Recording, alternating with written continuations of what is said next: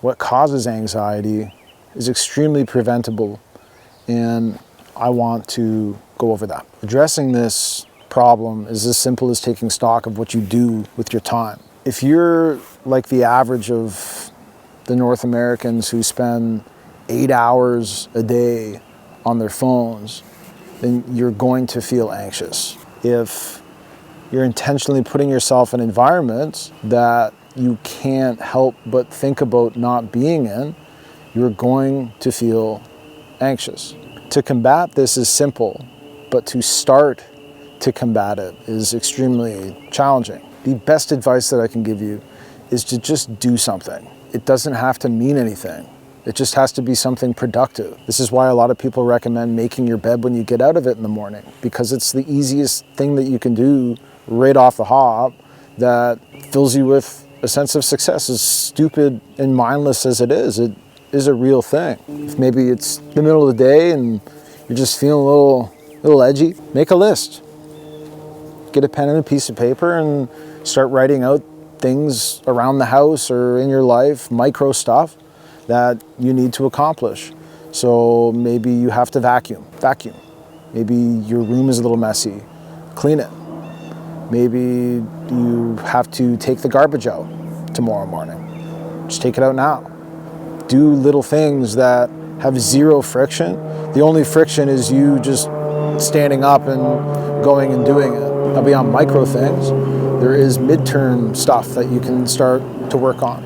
Maybe there's a project that you could take on that, it's going to take you 5 or 6 hours. Maybe there's something around the house that you have to fix. I had a workbench that I wanted to build in my garage, and I knew that it was going to take me 5 or 6 hours, and it had been bothering me that I hadn't done it yet. And once I did it, I felt great.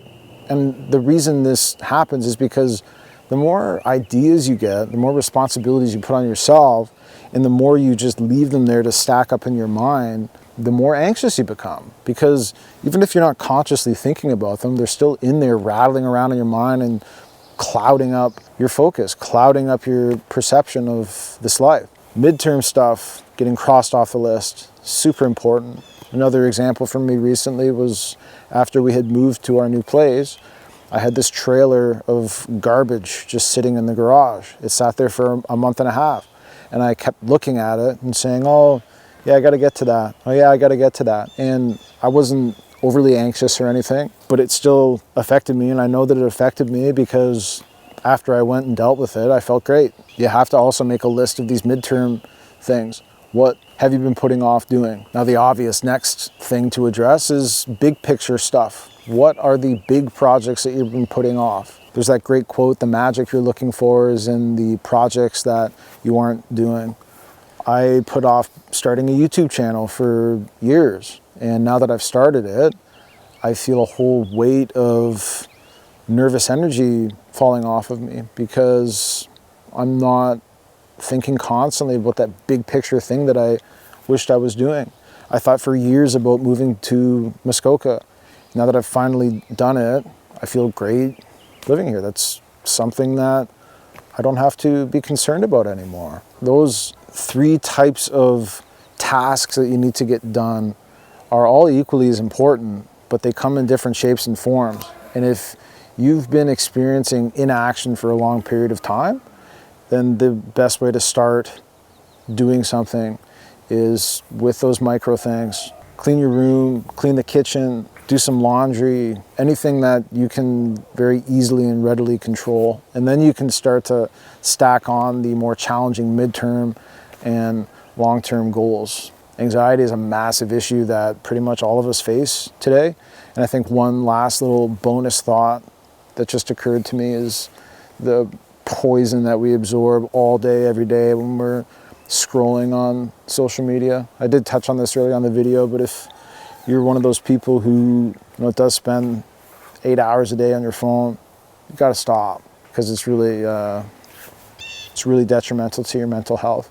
There's been a number of times where I think I wasn't really the best mentally, maybe in my mid-20s, and I would just sit there. I would scroll on Facebook of all things for like an hour.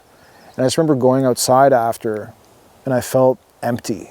I just felt empty and nervous And this kind of does go a little bit, I'm getting a little off track here, forgive me, but this does go a little bit deeper than just face value. Oh, you're scrolling and looking at stuff and, obviously comparing your life against other people's lives. Yes, that's obvious. But the one thing that surprises me is the lack of our brain's ability to actually process all the information that we're taking in. So if you're one of those people who's spending like 8 hours a day on your phone, like your mind can't process the information that it's taking in, and you're literally frying your brain.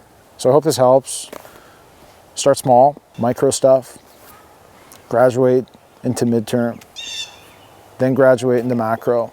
And in between all of that, give yourself time and, nature like this, or just hanging out with your dog. The biggest cause of anxiety is worrying about things that have yet to happen.